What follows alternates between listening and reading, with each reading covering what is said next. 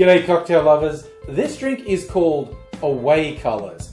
If you're unfamiliar with the term, in at least some football codes around the world, a team will wear different colour uniforms depending whether they're playing at home or playing away at another team's home ground. When you're at home, you're in home colours, which is your main colours for your uniform, but when you're away, you might play in away colours.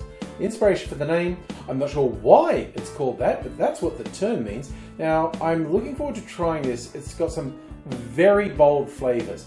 It's one of those ones where I look at it and go, I might not like that. In fact, I might hate it. I might love it. Won't know until I taste it, which I'm going to do now.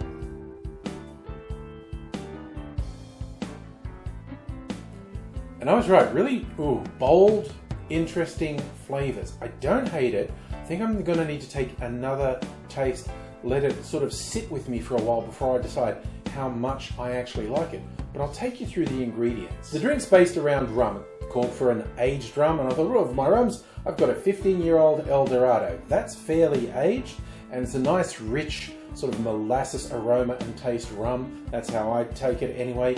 Real rum hardcore people would probably say something totally different. They might say something about me using it in a cocktail as well, but that's what I do. I use my booze in cocktails, no matter if it's a little bit exotic. So this is the rum I'm using. The interesting additional flavours come from Fernet branca, which is definitely an acquired taste, and banana liqueur. Now I could get banana liqueur going with rum, but the Fernet branca, this is the wild card to me. It's a very strongly flavoured, it's Amaro, I guess. I'm not an expert in these things, but it's very popular with people who work in the hospitality industry, particularly where I am in Melbourne. The bartenders tend to do shots of Fernet. It's just an industry thing. I'm not actually in the industry. I'm in this room, my house. That's as close as I get to the industry, except when I go out and order over a bar. And I really appreciate people who make drinks for me when I go out.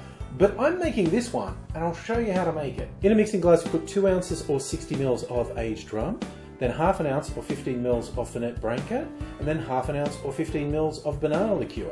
Add ice to the glass, stir that for 20 to 25 seconds to chill and dilute the drink, and then strain it into a rocks glass over a big chunk of ice, preferably sexy clear ice, and for a garnish I'm going with a simple twist of orange peel.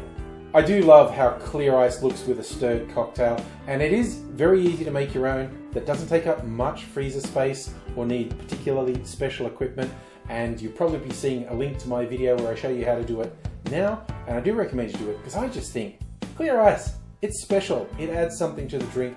I really enjoy it. I like how it looks, and it improves the whole cocktail experience to me. But I'm going to sit down and finish this off.